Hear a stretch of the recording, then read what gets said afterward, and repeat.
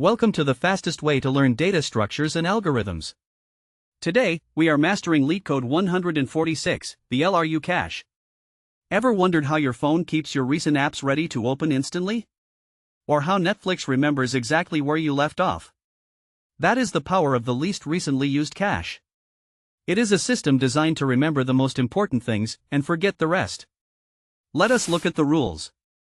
We need to design a data structure that follows the constraints of a least recently used cache.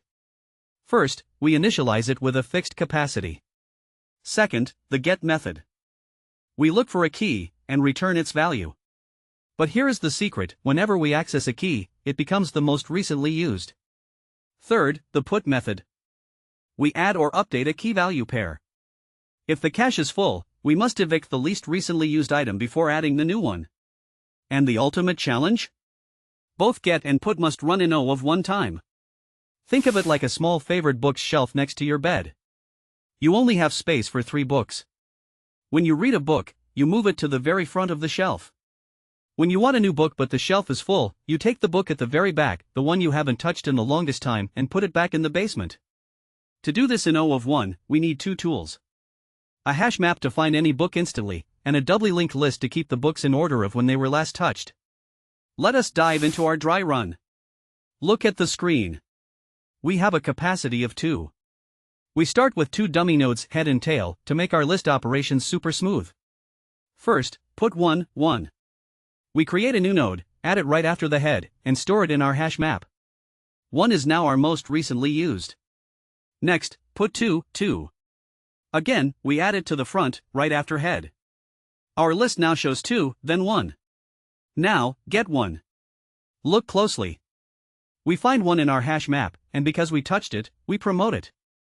We remove it from its spot and move it to the very front. 1 is now the most recently used again. Finally, put 3, 3. Our capacity is 2, but we have 3 items. Time to evict. We look at the tail and find the node right before it.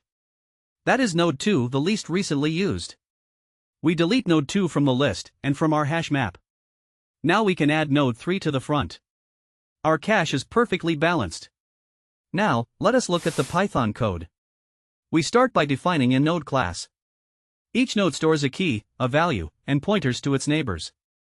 In our LRU cache, we initialize our hash map and our dummy head and tail. Connecting them together creates an empty list. We have 2 helper methods. Remove, which unplugs a node from its neighbors, and add, which plugs a node right after the head. In our get method, if the key is in our cache, we remove the node and add it back to the head. That is the promotion logic. In our put method, if the key already exists, we remove the old version. We create a new node, add it to the head, and update our map. If we exceed capacity, we find the LRU node at tail.previous. Remove it, and delete it from our map. Simple and efficient. For our strategy, the hash map gives us O of 1 lookups, and the doubly linked list gives us O of 1 additions and removals. Together, the time complexity for both get and put is a perfect O of 1. The space complexity is O of C, where C is the capacity of our cache. We store at most C items at any time. And that is the LRU cache mastered. This is one of the most popular interview questions at top tech companies. Save this video for your next interview, and follow Leo Academy for more premium DSA guides.